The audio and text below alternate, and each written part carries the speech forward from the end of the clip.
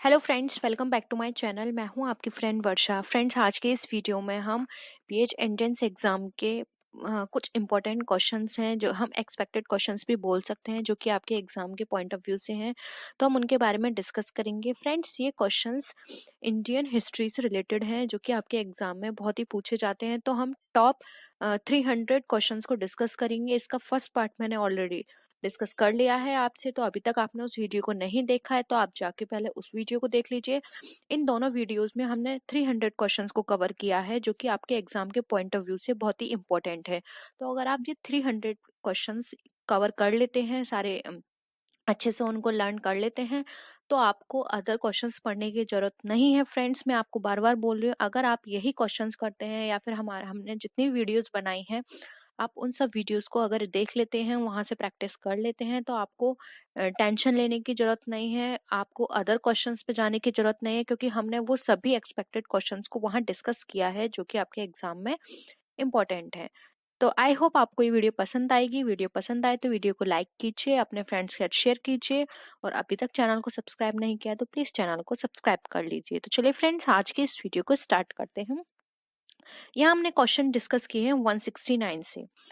गुप्त स्थापत्य कला का सर्वोत्कृष्ट नमूना है, यानी कि हमें बताना है जो गुप्त स्थापत्य कला है उसका सर्वोत्कृष्ट नमूना क्या है। ऑप्शंस हैं देवगढ़ का दशावतार मंदिर, तिगवा का विष्णु मंदिर, भीतरगांव का मंदिर, या फिर भूमरा का शिव मंदिर। तो फ्रेंड्स, हम बात करें गुप्त स्थापत्य काल की, तो वहां का देवगढ़ का दशावतार मंदिर बहुत ही अच्छा मंदिर है। हम कहेंगे कि वहाँ का सर्वोच्च नमूना है वहां पे। तो हम यहाँ पे जो इसका राइट आंसर होगा वो होगा ऑप्शन नंबर ए, देवगढ़ का देशावतार मंदिर। नेक्स्ट क्वेश्चन पे आते हैं। सर्वाधिक सोने के सिक्के किस काल में चलाए गए? हमें बताना है कि सोने के सिक्के हैं जो सबसे ज्यादा किस काल में चलाए गए थे। ऑप्शंस हैं गुप्त, कुषाण, वर्धन, या फिर मौर्य। तो फ्रेंड, सबसे ज्यादा जो सिक्के चलाए गए थे वो चलाए गए थे गुप्त काल में। तो ऑप्शन ए यहाँ पे हमारा राइट आंसर है। नेक्स्ट है हर्षवर्धन की राजधानी थी। अब हमें बताना है हर्षवर्धन की जो राजधानी थी वो क्या थी। थानेश्वर, पाटलिपुत्र, उज्जैन, या फिर कन्नौज। तो फ्रेंड्स, जो हर्षवर्धन की राजधानी थी वो थी हमारी कन्नौज। तो ऑप्शन डी यहाँ पे हमारा क्या है, राइट आंसर है। नेक्स्ट क्वेश्चन पे आते हैं। चीनी यात्री हेनसोंग किसके शासनकाल में भारत आए थे? ऑप्शंस हैं चंद्रगुप्त द्वितीय, कुमारगुप्त, हर्षवर्धन, या फिर राज्यवर्धन। तो फ्रेंड्स, इसकी एक ट्रिक है, मैं आपको याद करा देती हूँ। देखिए, हेनसोंग स्टार्टिंग में हा आ रहा है, और इसका जो जिसके शासनकाल में आए थे उनके स्टार्टिंग में भी हा है। तो आप ऐसे ट्रिक से याद कर सकते हैं, हेनसोंग हर्षवर्धन के शासनकाल में भारत आए थे। तो ऑप्शन सी यहाँ पे हमारा राइट आंसर है। और फ्रेंड्स, इससे रिलेटेड जो इम्पोर्टेंट क्वेश्चंस हैं उनकी भी मैंने एक वीडियो पहले ही अपलोड कर दी है।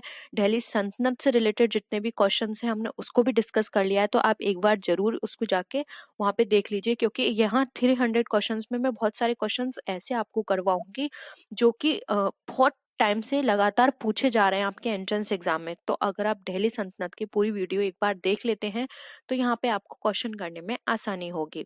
और आपके एग्जाम में दिल्ली सल्तनत से 2 या 3 क्वेश्चन हर बार पूछे जाते हैं, तो आपको उसको भी एक बार अच्छे से पढ़ना है। नेक्स्ट है, प्रयाग प्रशस्ति की रचना किसने की थी? बाणभट्ट ने, हरिशेग ने, रवि कीर्ति ने, या फिर कालिदास ने। तो फ्रेंड्स, अगर हम बात करें प्रयाग प्रशस्ति की, तो इसकी रचना की थी हरिशेष ने। तो ऑप्शन बी यहाँ पे हमारा राइट आंसर है। नेक्स्ट क्वेश्चन पे आते हैं। नेक्स्ट क्वेश्चन है हमारा, हर्षवर्धन को नर्मदा नदी के तट पर किस शासक ने हराया था? ऑप्शन है पुलकेशिन प्रथम, अमोघवर्ष, पुलकेशिन द्वितीय, या फिर देवपाल। तो यहाँ पे हम बात कर रहे हैं हर्षवर्धन को नर्मदा नदी पर किस शासक ने हराया था, तो वो थे पुलकेशिन द्वितीय। तो ऑप्शन याद रखिएगा, पुलकेशिन प्रथम नहीं आएगा, द्वितीय आएगा। तो ऑप्शन सी यहाँ पे हमारा राइट आंसर है। नेक्स्ट क्वेश्चन पे आते हैं। कन्नौज के लिए हुए त्रिपक्षीय युद्ध को अंततः किसने जीता? यानी कन्नौज के लिए 3 पक्षों से युद्ध लड़ा गया था, तो उसको किसने जीता था अंत में? पाल, प्रतिहार, राष्ट्रकूट, या फिर चालुक्य ने। तो फ्रेंड्स, इसको जीता था प्रतिहार ने। तो ऑप्शन बी हमारा यहाँ पे राइट आंसर है। फ्रेंड्स हम क्वेश्चंस को जल्दी जल्दी करेंगे, और अगर कहीं लगता है कि डिस्कशन करने वाली पॉइंट है तो मैं वहाँ डिस्कशन कर दूंगी, क्योंकि हमें 300 क्वेश्चंस जो हमारे रिमेनिंग अब रह गए हैं हम उनको आज ही डिस्कस करना है। एलोरा के कैलाश मंदिर का निर्माण किसने करवाया था? कृष्ण प्रथम ने, इंद्र प्रथम ने, इंद्र तृतीय ने, या फिर कृष्ण तृतीय ने? तो फ्रेंड्स यहाँ पर अगर हम बात करें एलोरा के कैलाश मंदिर की, तो इसका निर्माण करवाया था कृष्ण प्रथम ने। तो ऑप्शन ए यहाँ पे हमारा राइट आंसर है। नेक्स्ट है, स्थानीय स्वशासन किसके प्रशासन की विशेषता थी? चेरों की, पल्लवों की, चोलों की, या फिर पालों की? तो फ्रेंड्स स्थानीय स्वशासन की जो प्रशासन व्यवस्था थी वो थी चोलो वंश की। तो ऑप्शन सी यहाँ पे हमारा राइट आंसर है। नेक्स्ट क्वेश्चन पे आते हैं, निम्नलिखित में से किसके शासनकाल को साहित्य और कला का स्वर्णकाल कहा जाता है? हमें बताना है किसके शासनकाल को स्वर्णकाल कहा जाता है। क्वेश्चन बहुत पूछा जाता है। समुद्रगुप्त, चंद्रगुप्त मौर्य, चंद्रगुप्त द्वितीय, या फिर अजातशत्रु? तो फ्रेंड्स स्वर्ण युग का काल कहा जाता है चंद्रगुप्त द्वितीय के शासनकाल को। तो ऑप्शन सी यहाँ पे हमारा राइट आंसर है। नेक्स्ट क्वेश्चन पे आते हैं, नालंदा विश्वविद्यालय की स्थापना किसके शासनकाल में की गई थी? अब हमें बताना है जो नालंदा विश्वविद्यालय की स्थापना हुई थी वो किसके शासनकाल में हुई थी? ऑप्शन है स्कंदगुप्त, कुमारगुप्त प्रथम, चंद्रगुप्त, या फिर समुद्रगुप्त? तो फ्रेंड्स नालंदा विश्वविद्यालय की स्थापना हुई थी कुमारगुप्त प्रथम के शासनकाल में। तो ऑप्शन बी यहाँ पे राइट आंसर है।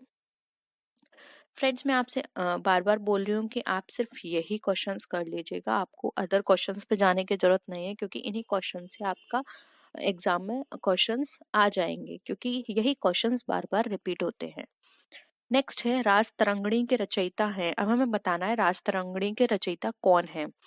कालिदास, कलहण, बाणभट्ट, या फिर इनमें से कोई नहीं? तो फ्रेंड्स इसके रचयिता हैं कलहण। ऑप्शन बी हमारा यहाँ पे राइट आंसर है।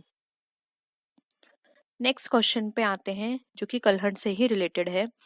कलहण द्वारा रचित राज तरंगिणी में किसके इतिहास का वर्णन किया गया है? विजयनगर, राजगृह, कश्मीर, या फिर पाटलिपुत्र? तो फ्रेंड्स इसके अंदर जो इतिहास का वर्णन किया गया है वो किया गया है कश्मीर के इतिहास का। तो ऑप्शन सी आपका यहाँ पे राइट आंसर है। नेक्स्ट क्वेश्चन पे आते हैं, तंजौर के बृहदेश्वर मंदिर का निर्माण किसने करवाया था? नरसिंह प्रथम ने, चंद्रगुप्त विक्रमादित्य ने, राजेंद्र प्रथम ने, या फिर राज ने प्रथम ने? तो फ्रेंड तंजौर के जो बृहदेश्वर मंदिर का जो निर्माण था वो करवाया था राज प्रथम ने। तो ऑप्शन डी आपका यहाँ पे राइट आंसर है। नेक्स्ट क्वेश्चन पे आते हैं, 712 ईस्वी में भारत पर पहला सफल मुस्लिम आक्रमण किसके द्वारा किया गया था? अब हमें बताना है कि जो आक्रमण हुआ था 712 ईस्वी में वो किसने किया था? मोहम्मद बिन कासिम, मोहम्मद हज्जाल, महमूद गजनवी, या फिर महमूद गौरी ने? तो फ्रेंड्स ये जो आक्रमण किया था वो किया था मोहम्मद बिन कासिम ने। तो ऑप्शन ए यहाँ पे आपका क्या हो जाएगा? राइट आंसर हो जाएगा। नेक्स्ट क्वेश्चन पे आते हैं, महमूद गजनवी ने भारत पर कुल कितने बार आक्रमण किया था? 15 बार, 16 बार, 17 बार, या फिर 19 बार? फ्रेंड्स ये बहुत ही इंपॉर्टेंट क्वेश्चन है, बहुत पूछा जाता है। तो उन्होंने 17 बार भारत पर आक्रमण किया था। ठीक है, तो ऑप्शन सी यहाँ पे हमारा क्या हो गया? राइट आंसर हो गया। नेक्स्ट क्वेश्चन पे आते हैं, महमूद गजनवी के आक्रमणों में सबसे महत्वपूर्ण आक्रमण कौन सा था? वह हिंद पर आक्रमण, सोमनाथ पर आक्रमण, कालिंजर पर आक्रमण, और नारायणपुर पर आक्रमण? तो फ्रेंड सबसे ज्यादा जो इनका इंपॉर्टेंट था वो था सोमनाथ पर आक्रमण। यहाँ पर इन्होंने 17 बार आक्रमण किया था, और ये सोमनाथ मंदिर जो था ये सोने का बना हुआ था, और इन्होंने बार बार उसको विध्वंस किया, उनका सोना जो था वो चुरा कर ले गए। इन्होंने बहुत बार कोशिश करी सोमनाथ पर आक्रमण करने की। ठीक है, तो यहाँ सोमनाथ पर आक्रमण इनका सबसे आक्रमण, हम बोल सकते हैं आक्रमणक आक्रमण था। नेक्स्ट क्वेश्चन पे आते हैं, महमूद गजनवी के भारत पर आक्रमण के समय भारत आए विद्वान अल बरूनी ने किस ग्रंथ की रचना की थी? किताब उल रहला की, शाहनामा की, रास्तरंगिणी की, या फिर किताब उल हिंद की? तो फ्रेंड्स इसका जो राइट आंसर है वो है ऑप्शन डी, किताब उल हिंद की। फ्रेंड्स ये बहुत पूछा जाता है किताब उल हिंद किसने लिखी है, इस तरह से भी घुमा के क्वेश्चन आ सकता है, तो आपको पता होना चाहिए। तो यहाँ पे ऑप्शन डी आपका क्या है? राइट आंसर है। नेक्स्ट क्वेश्चन है, भारत का वह पहला शासक कौन था जिसने मोहम्मद गौरी को पराजित किया? तो हमें बताना है कि वो पहला शासक कौन था जिसने मोहम्मद गौरी को हराया। पृथ्वीराज चौहान, मूलराज प्रथम, मूलराज द्वितीय या फिर जयचंद? तो फ्रेंड्स, इसका जो राइट आंसर है वो है ऑप्शन नंबर सी, मूलराज द्वितीय, जिसने मोहम्मद गौरी को पराजित किया। तो ऑप्शन यहाँ पे जो हमारा ऑप्शन सी है वो हमारा राइट आंसर है। नेक्स्ट है, शाहनामा के रचयिता कौन है? फ्रेंड्स, बहुत ही इंपॉर्टेंट है, शाहनामा बहुत पूछी जाती है। फिरदौसी, कुतबी, अमीर खुसरो या फिर अल बरूनी? तो फ्रेंड्स, शाहनामा लिखी है फिरदौसी ने, तो ऑप्शन ए आप यहाँ पर आपका राइट आंसर है।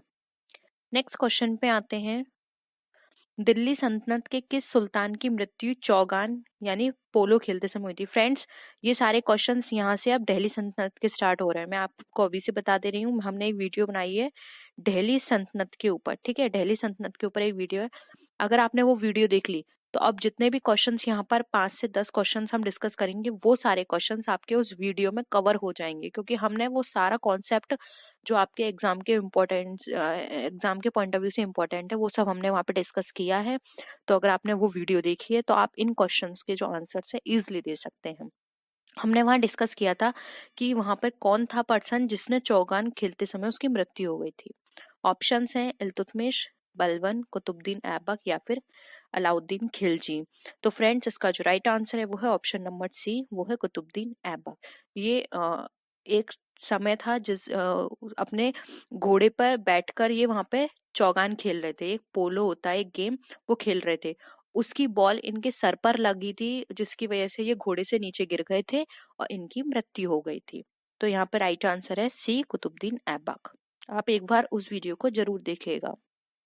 नेक्स्ट क्वेश्चन है, कुतुब मीनार का निर्माण किस सूफी की याद में किया गया था? ये भी फ्रेंड्स हमने वहां पर डिस्कस किया है। ऑप्शंस हैं निजामुद्दीन औलिया, कुतुबुद्दीन बख्तियार काकी, मोहम्मद गौस और सलीम चिश्ती। तो फ्रेंड्स, इसका जो राइट आंसर है वो है ऑप्शन नंबर बी। ये जो हमारे कुतुबुद्दीन ऐबक थे, उनके कुतुबुद्दीन बख्तियार काकी ये उनके गुरु थे, उनकी याद में इन्होंने ये बनवाया था। लेकिन फ्रेंड्स, यहाँ पे एक क्वेश्चन भी आपके एग्जाम में बहुत पूछा जाता है कि जो कुतुब मीनार है उसकी नींव किसने रखी थी या फिर उसको पूरा किसने करवाया? जी, अलग अलग क्वेश्चन है, ठीक है। नींव रखी थी कुतुबुद्दीन ऐबक ने, लेकिन चौगन खेलते समय उनकी मृत्यु हो गई थी तो वो कंप्लीट नहीं हो पाई। उसके बाद जो कुतुब मीनार है वो कुतुबुद्दीन ऐबक के सेवक इल्तुतमिश ने कंप्लीट करवाई थी। किसने कंप्लीट करवाई थी? इल्तुतमिश ने, ठीक है। तो ये क्वेश्चन भी बहुत आता है कि कुतुब मीनार का काम किसने पूरा करवाया, तो वो थे कुतुबुद्दीन इल्तुतमिश, और नींव रखी थी कुतुबुद्दीन ऐबक ने अपने गुरु कुतुबुद्दीन बख्तियार काकी की याद में, ठीक है। तो आई होप यहाँ पे आपको क्लियर होगा, और एक बार आप उसको वीडियो को देख लेंगे तो आपको और भी चीजें वहां पे क्लियर हो जाएंगी। नेक्स्ट है, भारत की प्रथम मुस्लिम महिला शासिका कौन थी? ये भी फ्रेंड्स हमने वहां पे डिस्कस किया है। सारे क्वेश्चंस वही हैं। मैंने आपसे कहा आप अगर ये वीडियो देख लेते हैं और हमारे और भी वीडियोस जो हैं वो सब देख लेते हैं तो आपको एग्जाम में डरने की जरूरत नहीं है, क्योंकि वो सारे आपके एग्जाम के पॉइंट ऑफ व्यू से ही हमने वो सारे क्वेश्चंस वहां पे डिस्कस किए हैं। ऑप्शन है चांद बीबी, रजिया सुल्तान, गुलबदम बेगम और नूरजहां। तो फ्रेंड्स, इसका जो राइट आंसर है वो है option number B, Razia Sultan. और फ्रेंड्स, यहाँ पर हमें आपको बता दूं, वैसे मैंने उस वीडियो में भी डिस्कस किया है, रजिया सुल्तान जो है वो इल्तुतमिश की कौन थी? इल्तुतमिश की वहां पे ये उनकी बेटी थी। इल्तुतमिश का बेटा था जो कि निकम्मा था, और मतलब उसको शासन करने की अकल नहीं थी, तो उन्होंने अपने बेटे की जगह अपनी बेटी को दिल्ली की बागडोर संभालने के लिए दी थी। तो यहाँ पे ऑप्शन बी जो है राइट आंसर है, ये पहली महिला शासिका थी दिल्ली की, ठीक है। लेकिन बाद में इनकी मृत्यु कर दी गई थी। कुछ साल इन्होंने शासन किया था, उसके बाद इनकी मृत्यु करवा दी गई थी। नेक्स्ट क्वेश्चन पे आते हैं, इक्तादारी प्रथा किसने प्रारंभ की थी? मोहम्मद गौरी ने, मोहम्मद बिन तुगलक ने, सिकंदर लोदी ने या फिर इल्तुतमिश ने? तो फ्रेंड्स, अगर हम यहाँ बात करें कि इक्तादारी की प्रथा किसने शुरू की थी, तो ये शुरू की थी इल्तुतमिश ने। ऑप्शन डी यहाँ पे हमारा क्या हो गया? राइट आंसर हो गया। नेक्स्ट है, भारत में सिजदा और पापोस प्रथा की शुरुआत किसने की थी? बलबन ने, इल्तुतमिश ने, मोहम्मद बिन तुगलक ने, या फिर उपरोक्त में से कोई नहीं। तो फ्रेंड्स अगर हम बात करें सिजदा पावोस की, तो ये प्रथा शुरू की थी बलबन ने। ठीक है, तो ऑप्शन यहाँ पे आपका ए राइट आंसर है। नेक्स्ट क्वेश्चन पे आते हैं, निम्न में से किस सुल्तान ने बाजार नियंत्रण व्यवस्था लागू की? इल्तुतमिश, बलबन, अलाउद्दीन खिलजी या फिर सिकंदर लोदी। तो फ्रेंड्स अगर हम बात करें सुल्तान ने बाजार नियंत्रण व्यवस्था लागू की, तो वो थे यहाँ पर अलाउद्दीन खिलजी। तो यहाँ पे ऑप्शन सी यहाँ पे राइट आंसर है। इन्होंने बाजार नियंत्रण की व्यवस्था लागू की थी और इन्होंने बहुत सारे सिस्टम भी बनाए थे। इन्होंने टैक्स सिस्टम भी बनाया था। ये पूछा जा सकता है टैक्स सिस्टम कौन लेकर आए थे, तो वो अलाउद्दीन खिलजी ही लेकर आए थे।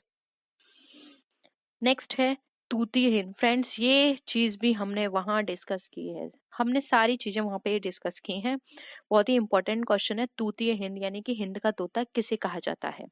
अमीर खुसरो, अलबरूनी, अबुल फजल या फिर बदायूनी।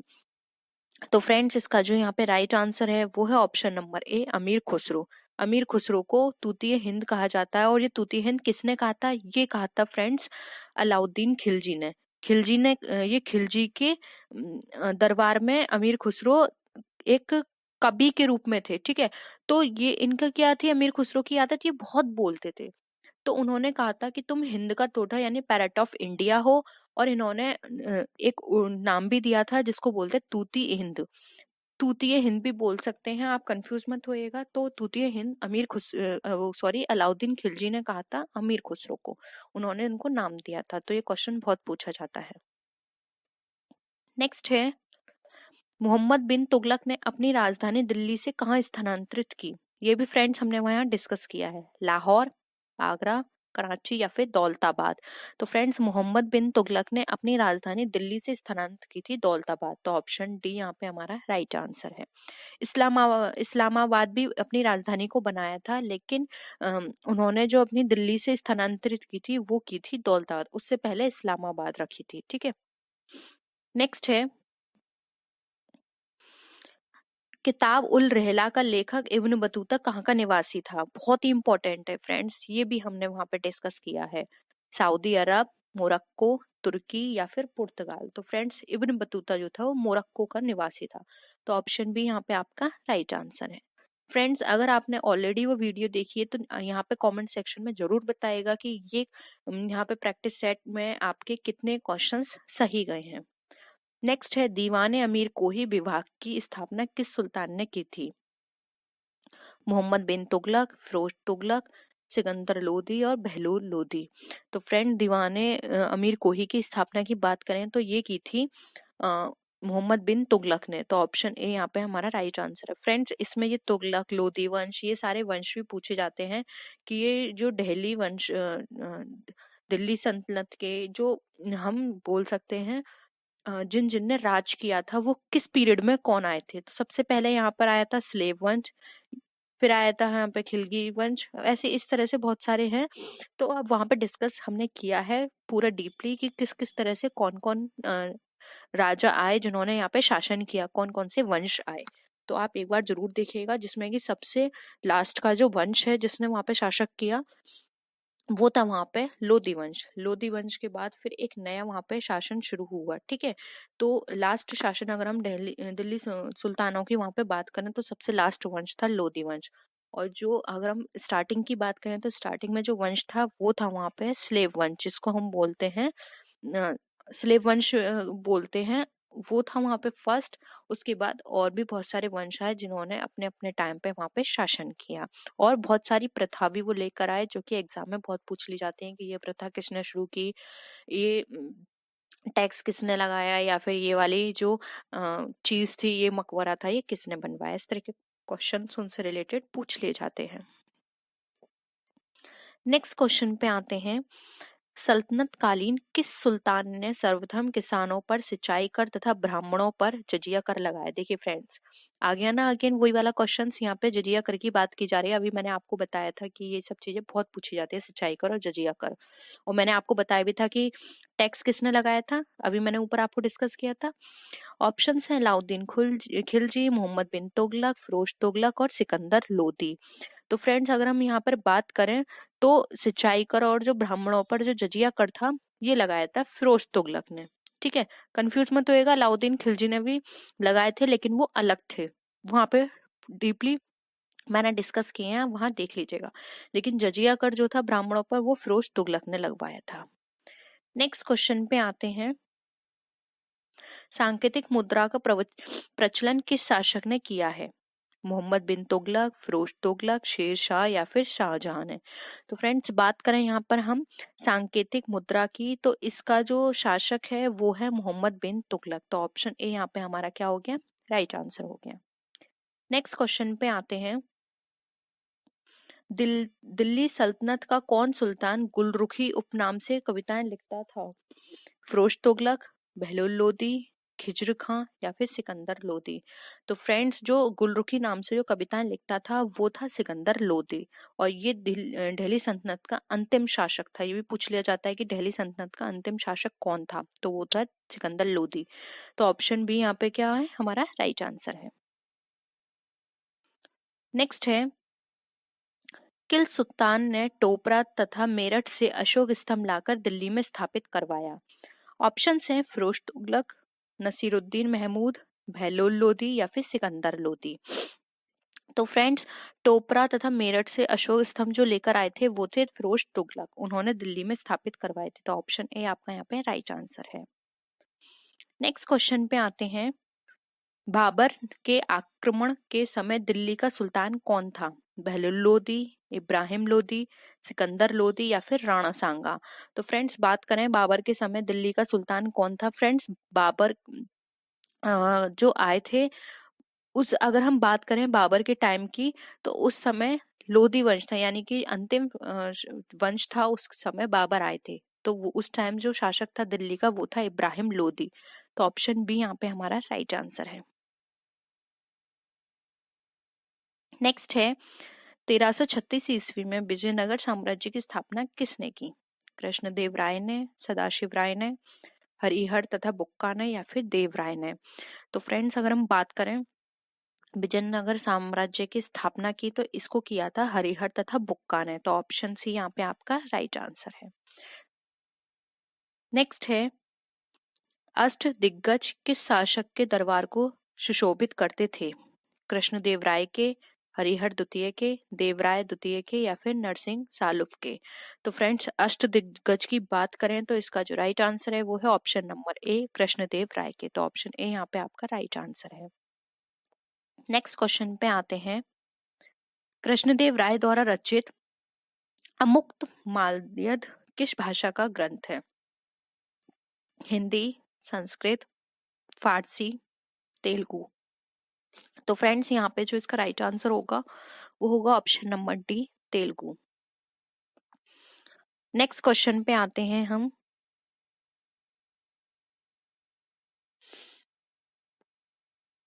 नेक्स्ट क्वेश्चन है, प्रसिद्ध विट्ठल स्वामी का मंदिर तथा हजारा का मंदिर का निर्माण किसने करवाया था? ऑप्शन है देवराय द्वितीय, हरिहर द्वितीय, कृष्णदेव राय या फिर बुक्का प्रथम? तो फ्रेंड्स अगर हम यहाँ पर बात करें विट्ठल स्वामी का मंदिर और हजारा का मंदिर, जो कि बहुत ही इंपॉर्टेंट है, एग्जाम में बहुत पूछा जाता है, तो इसका निर्माण करवाया था कृष्णदेव राय ने। तो ऑप्शन सी आपका यहाँ पे राइट आंसर है। नेक्स्ट क्वेश्चन पे आते हैं, ख्वाजा मोइनुद्दीन चिश्ती की दरगाह कहाँ पर स्थित है? आगरा, अजमेर, दिल्ली या फिर लाहौर में? तो फ्रेंड्स ख्वाजा मोइनुद्दीन चिश्ती की दरगाह अजमेर में स्थित है। तो ऑप्शन बी यहाँ पे हमारा राइट आंसर है। नेक्स्ट क्वेश्चन है, सुहरावर्दी सिलसिला का मुख्य केंद्र कहाँ था? बिहार, महाराष्ट्र, पंजाब या फिर गुजरात?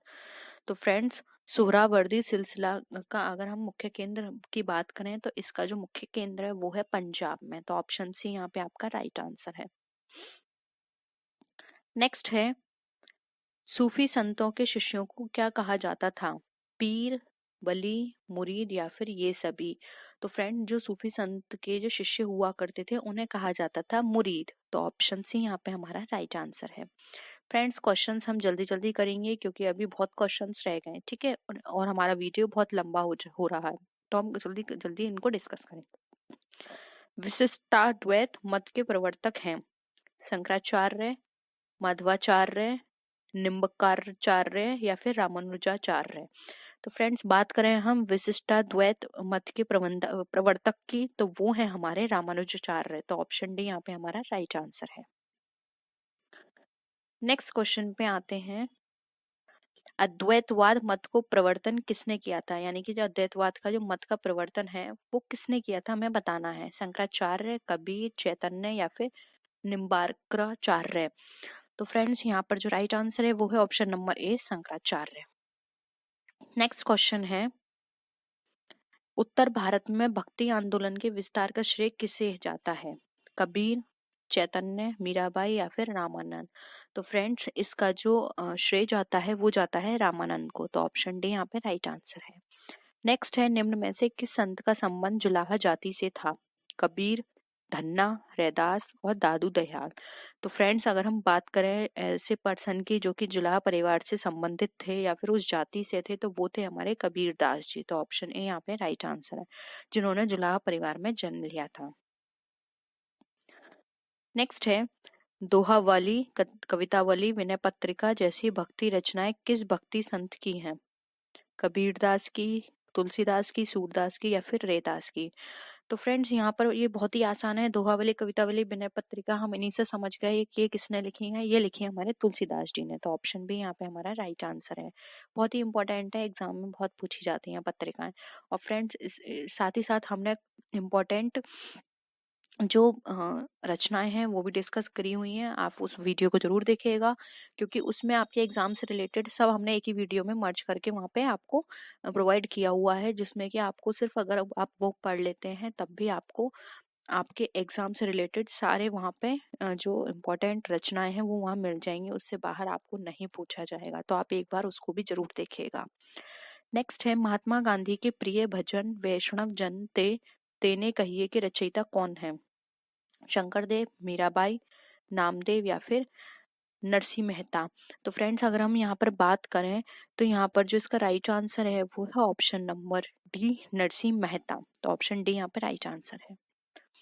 नेक्स्ट है, साखी एवं संवद रचनाएं किस संत की हैं, कबीरदास, तुलसीदास, सूरदास या फिर रामानंद।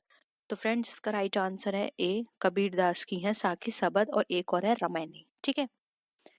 नेक्स्ट है, पानीपत का प्रथम युद्ध 1556 ईस्वी में किनके मध्य हुआ, बाबर इब्राहिम लोदी, बाबर राणा सांगा, गौरी जयचंद और गौरी और पृथ्वीराज चौहान के बीच।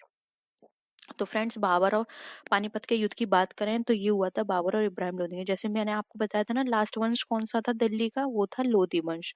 ठीक है, लेकिन लोधी वंश लास्ट था और उसके बाद जिसका वंश स्टार्ट हुआ था वो थे बाबर।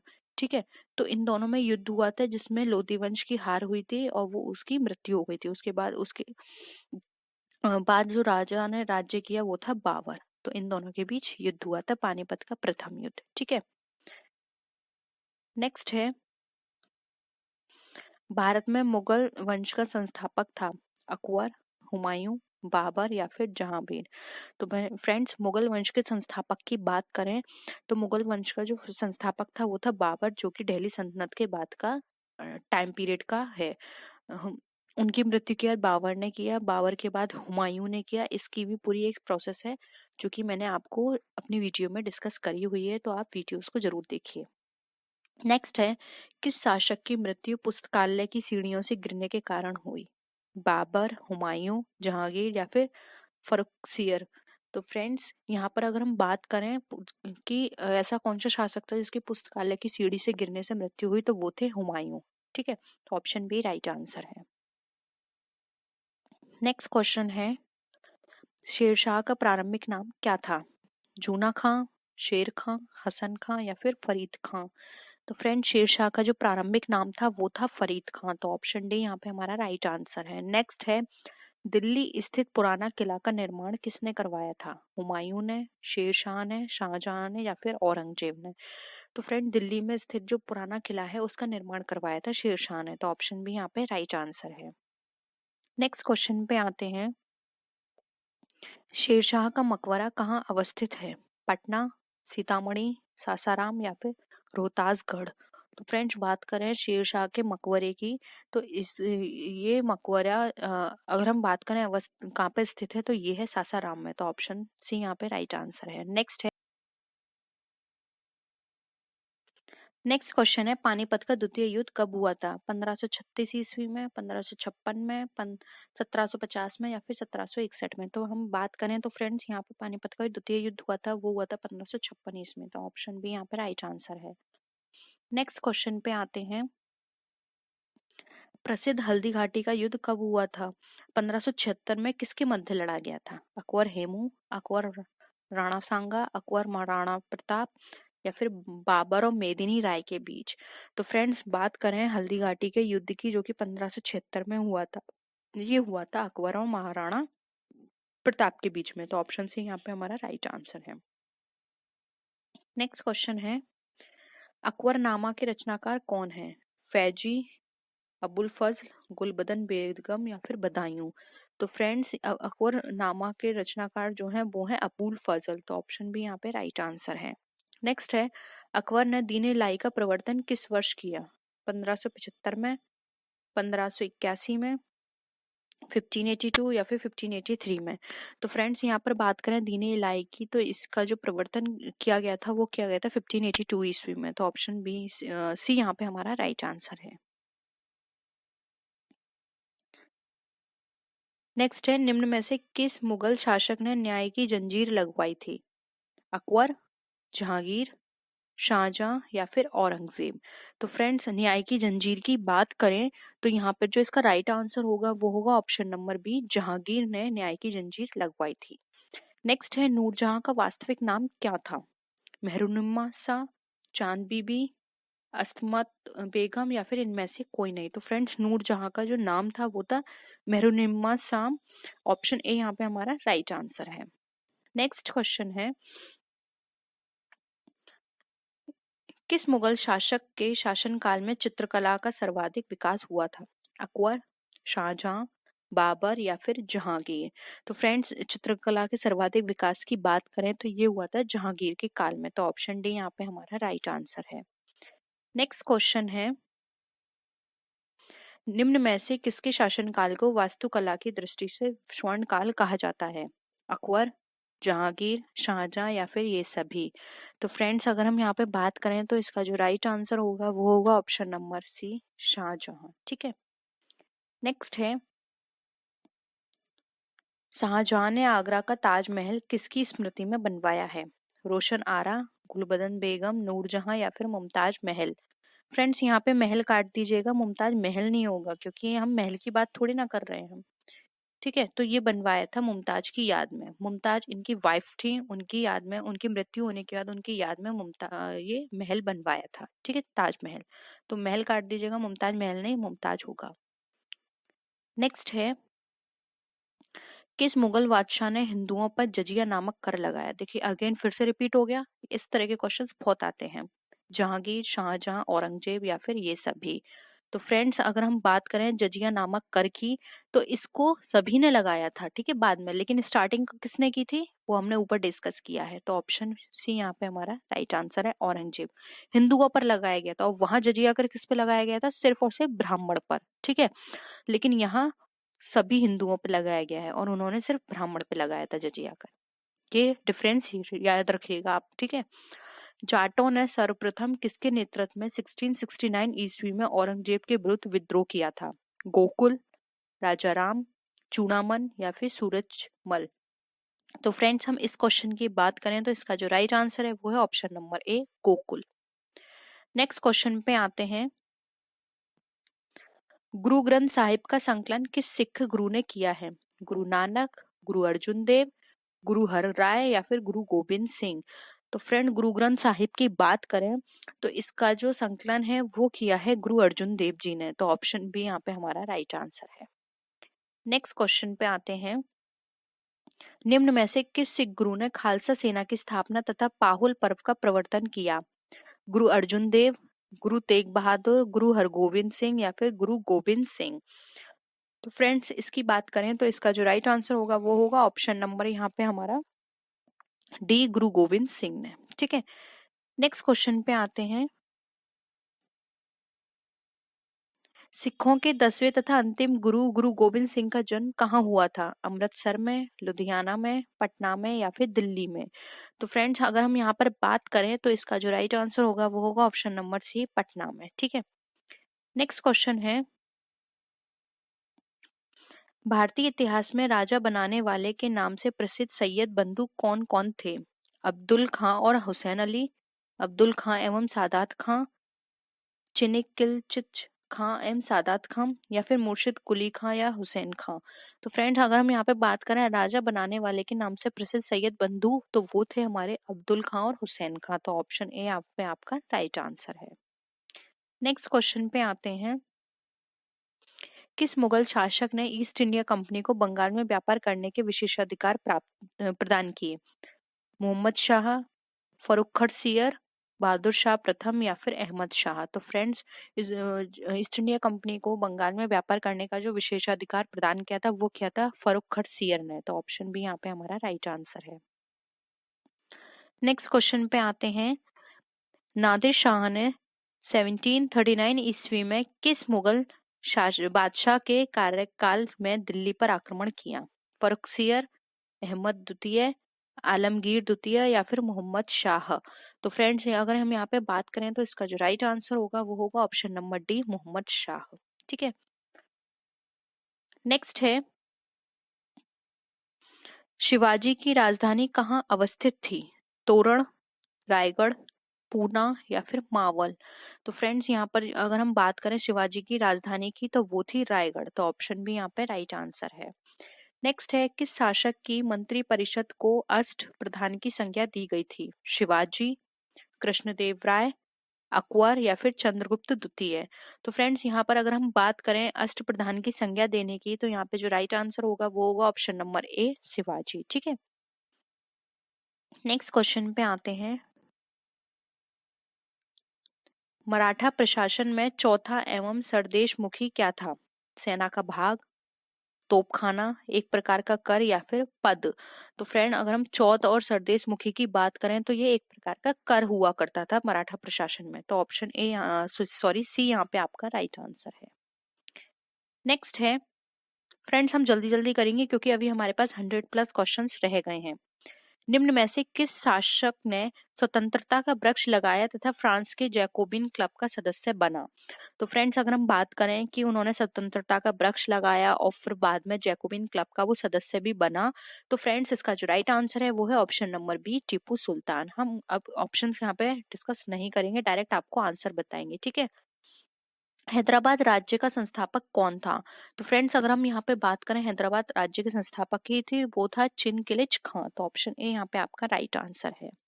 नेक्स्ट है, जयपुर नगर की स्थापना किसने की थी? तो फ्रेंड जयपुर नगर की स्थापना की थी सवाई जयसिंह ने। तो ऑप्शन डी यहाँ पे आपका राइट आंसर है। नेक्स्ट है, पानीपत का तृतीय युद्ध कब हुआ था और किसके मध्य लड़ा गया था? फ्रेंड्स ये बहुत पूछा जाता है, आप इनके टाइम पीरियड याद रखिए कि प्रथम कब हुआ था, द्वितीय कब हुआ था, तृतीय कब हुआ था, ये बहुत पूछा जाता है। फिर साथ में ये भी पूछा जाता है किन किन के बीच हुआ था। पानीपत के तीनों युद्ध आपको याद रखने हैं। तो ये फ्रेंड्स ये हुआ था मराठा और अफगान के बीच। तो ऑप्शन ए यहाँ पे राइट आंसर है।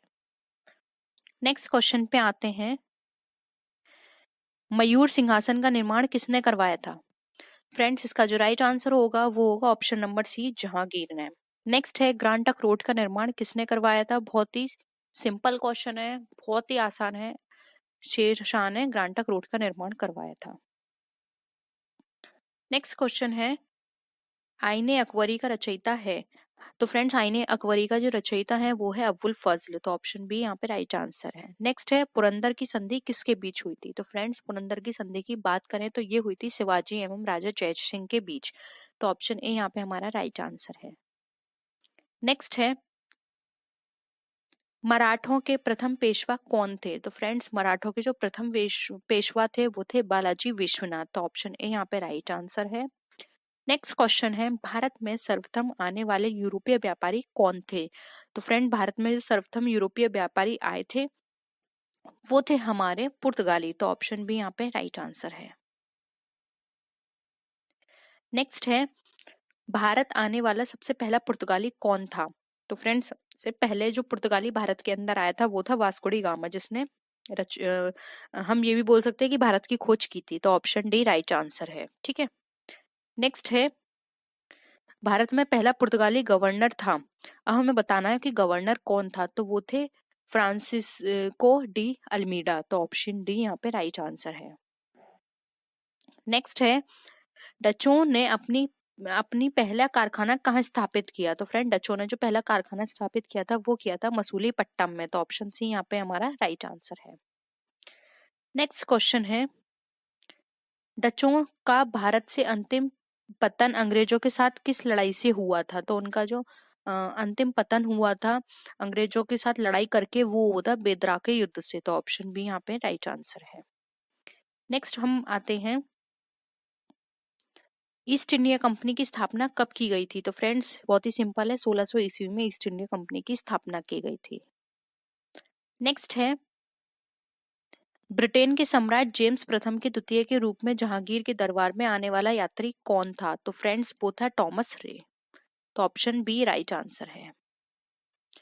नेक्स्ट क्वेश्चन पे आते हैं, ईस्ट इंडिया कंपनी को 3000 रुपए के बदले बंगाल में निशुल्क व्यापार करने का अधिकार कब प्राप्त हुआ था, तो फ्रेंड्स ये प्राप्त हुआ था 1717 ईस्वी में, तो ऑप्शन सी यहाँ पे राइट आंसर है। नेक्स्ट है, अंग्रेजों ने सर्वप्रथम अपनी व्यापारिक कोठरी कहाँ स्थापित की थी, तो फ्रेंड्स उन्होंने अपनी कोठरी जो स्थापित की थी वो की थी सूरत में, तो ऑप्शन डी यहाँ पे हमारा राइट आंसर है। नेक्स्ट है, कलकत्ता शहर की नींव किसने डाली थी, तो फ्रेंड्स कलकत्ता शहर की नींव डाली थी जाप चारनार्क में, तो ऑप्शन ए राइट आंसर है हमारा।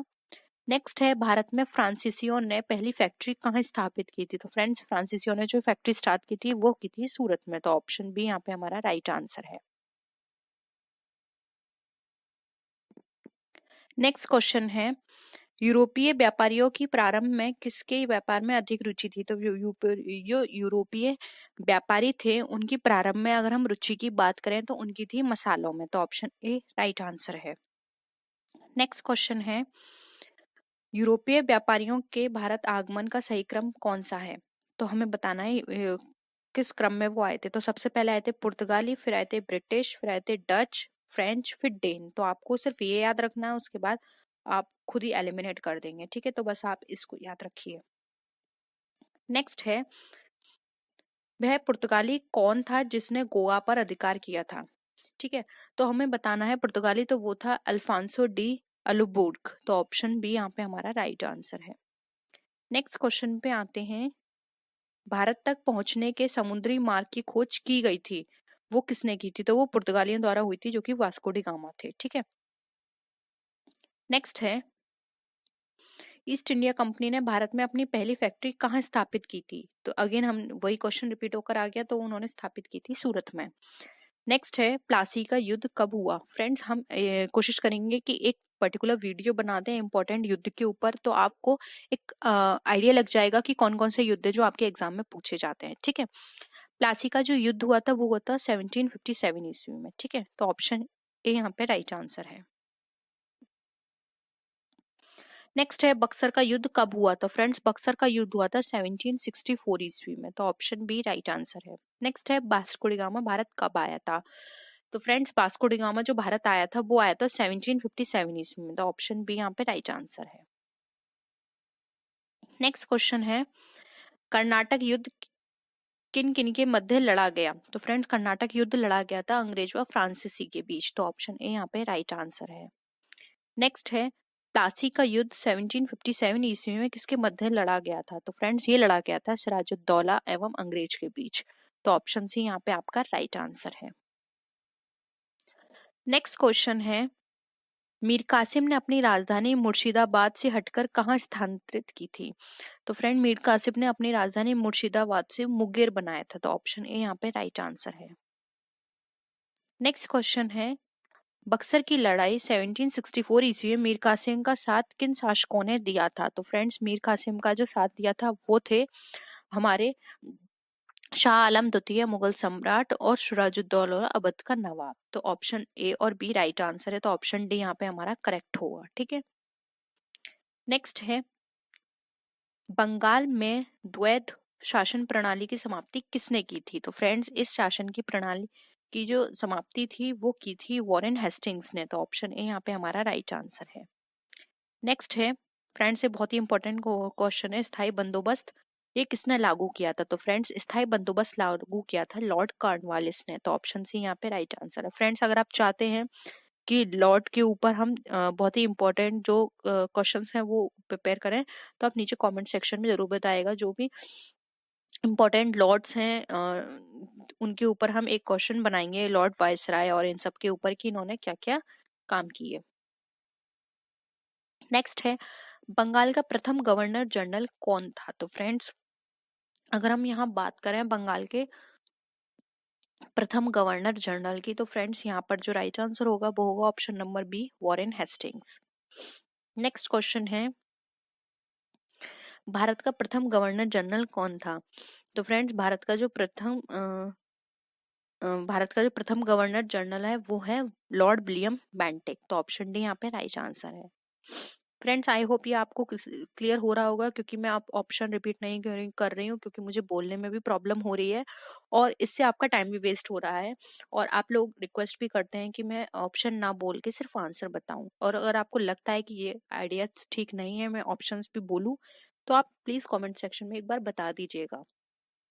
नेक्स्ट है सहायक संधि पर हस्ताक्षर करने वाला पहला शासक था? तो फ्रेंड्स, सहायक संधि पर जिसने हस्ताक्षर किए थे वो पहला शासक था हैदराबाद का निजाम। तो ऑप्शन ए यहाँ पे हमारा राइट आंसर है। नेक्स्ट क्वेश्चन है निम्नलिखित में से किस युद्ध में फ्रांसीसियों की निर्णायक हार हुई तथा अंग्रेजों की सर्वोच्चता स्थापित हुई? तो फ्रेंड्स, यहाँ पर अगर हम बात करें हार की, तो वो हुई थी वन डिवॉश का युद्ध में। तो ऑप्शन ए यहाँ पे हमारा राइट आंसर है। नेक्स्ट क्वेश्चन है सती प्रथा का अंत तथा ठगी प्रथा को समाप्त करने का श्रेय किससे जाता है? तो ये जाता है लॉर्ड विलियम बेंटिक। तो ऑप्शन डी यहाँ पे हमारा राइट आंसर है। नेक्स्ट है राजलय, हड़प नीति, गोद निषेध सिद्धांत किसके द्वारा लागू किया गया था? तो फ्रेंड्स, ये लागू किया गया था लॉर्ड डलहौजी के द्वारा। तो ऑप्शन सी यहाँ पे हमारा राइट आंसर है। नेक्स्ट है हड़प नीति राजलय सिद्धांत के द्वारा सर्वप्रथम किस राज्य को ब्रिटिश साम्राज्य से मिलाया गया? तो इसमें मिलाया गया था सतारा को। तो ऑप्शन ए यहाँ पे हमारा राइट आंसर है। नेक्स्ट क्वेश्चन है भारत में आधुनिक शिक्षा प्रणाली की नींव किस से पड़ी? तो फ्रेंड्स, ये पड़ी थी 1835 ईस्वी में मैकॉले मैन्यूट से। तो ऑप्शन बी यहाँ पे आपका क्या हो जाएगा? राइट आंसर हो जाएगा। नेक्स्ट है सिंध विजय का श्रेय किसे दिया जाता है? तो फ्रेंड्स, अगर हम बात करें सिंध विजय की, तो इसका श्रेय दिया जाता है चार्ल्स नेपियर को। तो ऑप्शन डी यहाँ पे आपका राइट आंसर है। नेक्स्ट क्वेश्चन है भारत में समाचार पत्रों पर से प्रतिबंध हटाने का श्रेय किसे जाता है? तो फ्रेंड्स, ये श्रेय जाता है चार्ल्स मैटकॉफ को। तो ऑप्शन ए यहाँ पे राइट आंसर है। नेक्स्ट क्वेश्चन है निम्नलिखित में से किस अधिनियम के द्वारा ईस्ट इंडिया कंपनी का भारत के साथ व्यापारिक अधिकार समाप्त हो गया? तो फ्रेंड्स, ये समाप्त हुआ था 1813 के चार्टर अधिनियम के द्वारा। तो ऑप्शन ए यहाँ पे राइट आंसर है। नेक्स्ट क्वेश्चन है भारत में पहली रेल किस वर्ष चली? तो फ्रेंड, भारत में पहली रेल चली थी 1853 ईस्वी में, जो कि मुंबई ठाणे से चली थी। ठीक है। नेक्स्ट है भारतीय शिक्षा का मैग्ना कार्टा किसे कहा जाता है? तो फ्रेंड, भारतीय शिक्षा का मैग्ना कार्टा अगर हम बात करें तो ये कहा जाता है वुड डिस्पैच को। तो ऑप्शन सी यहाँ पे हमारा राइट आंसर है। नेक्स्ट क्वेश्चन पे आते हैं किस अधिनियम के द्वारा बंगाल के गवर्नर जनरल को भारत का गवर्नर जनरल बना दिया गया था? तो ये बनाया गया था 1833 ईस्वी के चार्टर अधिनियम के थ्रू। तो ऑप्शन डी यहाँ पे हमारा राइट आंसर है। नेक्स्ट आते हैं मराठों के अंतिम पराजय के बाद पेशवा बाजीराव द्वितीय का पेंशन भोगी बनाकर कहाँ भेज दिया गया था? फ्रेंड्स, इनको भेज दिया गया था बिठूर। तो ऑप्शन डी सी यहाँ पे हमारा क्या हो जाएगा? राइट आंसर हो जाएगा। नेक्स्ट क्वेश्चन है दिल्ली दरबार, वर्नाकुलर प्रेस अधिनियम, भारतीय शिक्षा अधिनियम जैसी घटनाओं का संबंध किस वायसराय से? फ्रेंड्स, मैंने कहा ना आपसे, वायसराय से भी बहुत क्वेश्चन पूछे जाते हैं, तो हम कोशिश करेंगे कि इससे रिलेटेड भी आपके लिए एक वीडियो पर्टिकुलर बना दें, जिससे कि आपको आसानी हो जाए उनको याद करने में। तो फ्रेंड्स, इसका जो राइट आंसर होगा वो होगा option number D, Lord Lytton. ठीक है। नेक्स्ट आते हैं, किस वायसराय को भारत ने स्थानीय स्वशासन की स्थापना का श्रेय है? तो फ्रेंड्स अगर हम यहाँ पे बात करें स्थानीय स्वशासन की स्थापना का श्रेय की, तो फ्रेंड्स ये जाता है यहाँ पर लॉर्ड रिपन को। तो ऑप्शन सी यहाँ पे हमारा राइट आंसर है। नेक्स्ट है, बंगाल में हुए पागलपंथी विद्रोह का किसने नेतृत्व प्रदान किया था?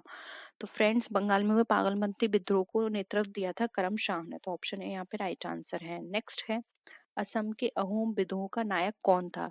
तो अहोम विद्रोह का नायक थे गोमधर कुंवर। तो ऑप्शन सी यहाँ पे राइट आंसर है। नेक्स्ट है, बंकिम चंद्र चटर्जी के उपन्यास आनंद मठ के में किस विद्रोह का उल्लेख किया गया है? तो फ्रेंड्स उसमें उल्लेख किया गया है सन्यासी का। तो ऑप्शन डी यहाँ पे राइट आंसर है। नेक्स्ट है, बहावी आंदोलन के प्रवर्तक कौन थे? तो फ्रेंड बहावी आंदोलन के प्रवर्तक थे सैयद अहमद। तो ऑप्शन डी यहाँ पे राइट आंसर है। ठीक है, नेक्स्ट क्वेश्चन पे हम आते हैं, उलगुलान विद्रोह का संबंध किससे है? तो फ्रेंड इसका संबंध है बिरसा मुंडा से। तो ऑप्शन सी यहाँ पे राइट आंसर है। नेक्स्ट है, संथाल विद्रोह 1855 से 56 ईस्वी का नेतृत्व किसने किया था? तो फ्रेंड्स इसका नेतृत्व किया था सिंधु और कान्हू ने। तो ऑप्शन डी यहाँ पे हमारा क्या हो जाएगा? दोनों राइट आंसर है। नेक्स्ट है, 1857 ईस्वी में सिपाही विद्रोह कहाँ से प्रारंभ हुआ था? तो फ्रेंड्स ये स्टार्ट हुआ था हमारा मेरठ से। तो ऑप्शन सी यहाँ पे राइट आंसर है। नेक्स्ट है, 1857 के विद्रोह के समय भारत का गवर्नर जनरल कौन था? तो फ्रेंड भारत का गवर्नर जनरल थे लॉर्ड कैनिंग। तो ऑप्शन बी यहाँ पे हमारा राइट आंसर है।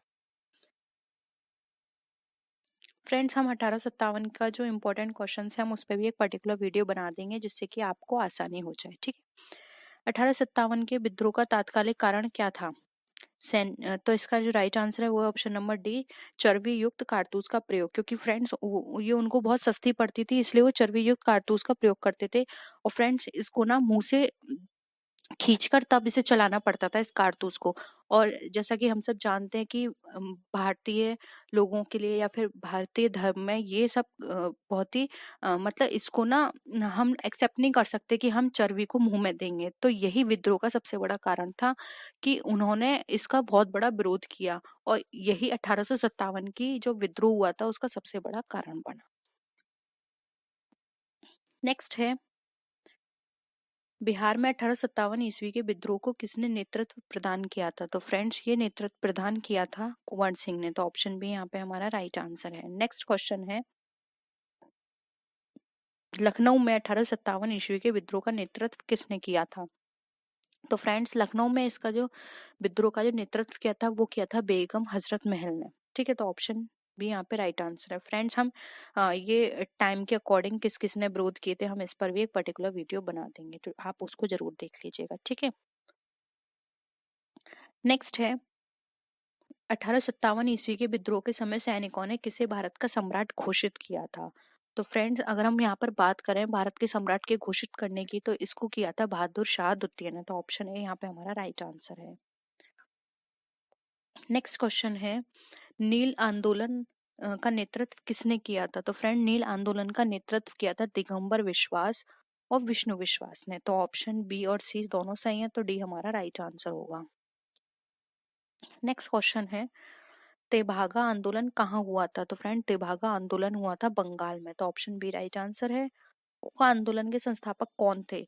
तो फ्रेंड्स बात करें तो कुका आंदोलन के संपादक थे बाबा राम सिंह। तो ऑप्शन बी यहाँ पे हमारा राइट आंसर है। नेक्स्ट क्वेश्चन पे आते हैं, भारतीय पुनर्जागरण का मसीहा किसे माना जाता है? तो ये माना जाता है राजा राममोहन राय को। तो ऑप्शन ए यहाँ पे हमारा राइट आंसर है। नेक्स्ट क्वेश्चन पे आते हैं, राजा राममोहन राय ने ब्रह्म समाज की स्थापना कब की थी? तो फ्रेंड्स इसकी स्थापना की थी 1829 में। तो ऑप्शन सी राइट आंसर है। फ्रेंड्स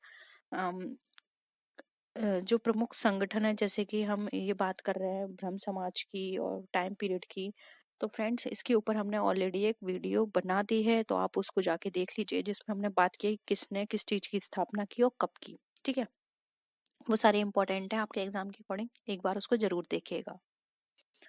नेक्स्ट है, किसके अनुयायियों को यंग बंगाल कहा जाता था?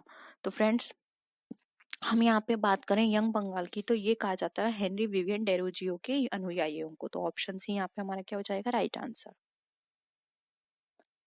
नेक्स्ट क्वेश्चन है, सत्यार्थ प्रकाश किसकी कृति है? तो फ्रेंड, सत्यार्थ प्रकाश है स्वामी दयानंद सरस्वती की कृति। तो ऑप्शन डी यहाँ पे हमारा राइट आंसर है। नेक्स्ट क्वेश्चन है, वेदों की ओर चलो का नारा किसने दिया था? तो फ्रेंड्स, ये नारा दिया था स्वामी दयानंद सरस्वती ने। तो ऑप्शन बी यहाँ पे हमारा राइट आंसर है। नेक्स्ट क्वेश्चन पे आते हैं, इसमें से क्या सुमेलित नहीं है? तो फ्रेंड्स, अब ये मैंने आपको बताया था कि मैंने ऐसी वीडियो एक बना दी है, तो आपको ये वहां पे सारी चीजें क्लियर हो जाएंगी कि किसने क्या क्या कब कब बनाया।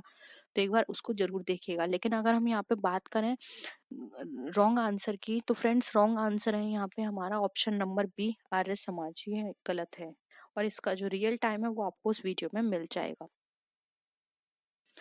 नेक्स्ट क्वेश्चन पे आते हैं, थियोसोफिकल सोसाइटी के संस्थापक थे, हमें बताना है थियोसोफिकल सोसाइटी के संस्थापक कौन थे। ये भी हमने फ्रेंड्स वहां डिस्कस किया है। तो ये थे हेलेना पेट्रोना ब्लात्स्की और हेनरी स्टील आलकाट। तो ऑप्शन डी हम यहाँ पे हमारा राइट आंसर है। नेक्स्ट है, बहावी आंदोलन का मुख्य केंद्र कहाँ था? फ्रेंड्स, अगेन देखिए रिपीट हुआ है क्वेश्चन। इसका जो केंद्र था वो था पटना में। नेक्स्ट हम आते हैं, अलीगढ़ आंदोलन के प्रवर्तक कौन थे? तो ये थे सर सैयद अहमद खान। तो ऑप्शन सी यहाँ पे हमारा राइट आंसर है। नेक्स्ट है, विधवा विवाह के प्रति समर्थक कार्यकर्ता कौन थे? तो ये थे ईश्वर चंद्र विद्यासागर, और इन्होंने खुद विधवा विवाह किया था, यानी कि इन्होंने विधवा स्त्री से विवाह किया था, और इनका बहुत कड़ा विरोध किया गया था। लोगों ने इनका बहुत विरोध किया था कि इन्होंने विधवा स्त्री से विवाह किया है, और इन्होंने इसके प्रति ये पूरी तरह समर्थित थे। ये इसके खिलाफ थे कि विधवा लोगों को भी, इन्होंने कहा कि विधवा लोगों को भी अधिकार है कि वो नई जिंदगी जी सकें, अपनी लाइफ फिर से शुरू कर सकें। ठीक है। नेक्स्ट है, सत्य शोधक समाज की स्थापना किसने की थी? ये भी हमने फ्रेंड्स वहां डिस्कस किया है। तो ये की थी बी, ज्योतिबा फुले ने। नेक्स्ट क्वेश्चन है, परमहंस मंडली के संस्थापक कौन थे? तो फ्रेंड्स, परमहंस मंडली के संस्थापक थे गोपाल हरि देशमुख। तो ऑप्शन ए यहाँ पे हमारा राइट आंसर है। नेक्स्ट क्वेश्चन पे आते हैं, गुलामगिरी की रचना किसने की है? तो फ्रेंड्स, गुलामगिरी की जो रचना है वो की है ज्योतिबा फुले ने। तो ऑप्शन सी यहाँ पे हमारा राइट आंसर है। नेक्स्ट क्वेश्चन पे आते हैं, दक्षिण भारत आत्मसम्मान आंदोलन किसके द्वारा चलाया गया था? तो ये चलाया गया था ईवी रामास्वामी नायकर के द्वारा। तो ऑप्शन डी यहाँ पे हमारा राइट आंसर है। नेक्स्ट क्वेश्चन है, अहमदिया आंदोलन के प्रवर्तक कौन थे? तो वो थे मिर्जा गुलाम अहमद। तो ऑप्शन बी यहाँ पे राइट आंसर है। आप अहमद से याद रखिएगा, ठीक है। लेकिन फिर इस तरह से मत करिएगा, क्योंकि फ्रेंड यहाँ पे भी फिर अहमद आ गया, आपको कंफ्यूजन होगा। तो आप पूरे याद करिए मिर्जा गुलाम अहमद। नेक्स्ट है फ्रेंड्स, यहाँ भी आपको बताना है सही सुमेलित। ये भी हमने सारे वहां डिस्कस किया, हमने अपनी वीडियोस में वो सारे एक्सपेक्टेड वहां डिस्कस किए हैं, तो आप वहां जाके चेक कर सकते हैं। हम यहाँ आपको आंसर बता देते हैं। तो इंडिया लीग ये गलत है, यहाँ पे इंडिया लीग की स्थापना इस पीरियड में नहीं हुई थी। नेक्स्ट है, भारतीय राष्ट्रीय कांग्रेस की स्थापना कब हुई थी? अगेन ये भी हमने वहां डिस्कस किया है। तो इसकी स्थापना हुई थी 1885 में। तो ऑप्शन बी यहाँ पे हमारा राइट आंसर है। नेक्स्ट है, भारतीय राष्ट्रीय कांग्रेस के प्रथम अध्यक्ष थे, जो हमें बताना है कौन थे। तो वो थे व्योमेश चंद्र बनर्जी। तो ऑप्शन डी यहाँ पे हमारा राइट आंसर है। नेक्स्ट है, भारतीय राष्ट्रीय कांग्रेस की स्थापना कहाँ हुई थी? तो फ्रेंड्स, इसकी स्थापना हुई थी बम्बई में। तो ऑप्शन ए यहाँ पे हमारा राइट आंसर है। नेक्स्ट क्वेश्चन पे आते हैं, राष्ट्रवाद की भावना के प्रचार के लिए गणपति एवं शिवाजी उत्सव किसने प्रारंभ किया था? तो फ्रेंड्स, अगर हम ये बात करें तो इसका जो राइट आंसर होगा वो होगा ऑप्शन नंबर बी, बाल गंगाधर तिलक। ठीक है। नेक्स्ट क्वेश्चन पे आते हैं, निम्न में लाल पाल बाल से किसका संबंध नहीं है? तो वो हो जाएगा हमारा option number D, Gopal Krishna Gokhale. Lal बना लाला लाजपत राय के लिए, पाल बना विपिन चंद्र पाल, और बाल बना बाल गंगाधर तिलक से। ठीक है। नेक्स्ट है, किस वायसराय ने बंगाल का विभाजन 1905 ईस्वी में किया था? तो फ्रेंड्स, यहाँ पे जो राइट आंसर होगा वो होगा option number C, Lord Curzon. Next question पे आते हैं, बंगाल का विभाजन की घोषणा किस दिन से प्रभावी हुई थी? तो फ्रेंड्स अगर हम यहाँ पे बात करें तो यहाँ पे जो राइट आंसर होगा वो होगा ऑप्शन नंबर बी, 16 अक्टूबर 1905 ईस्वी से। ठीक है, तो राइट आंसर बी है हमारा।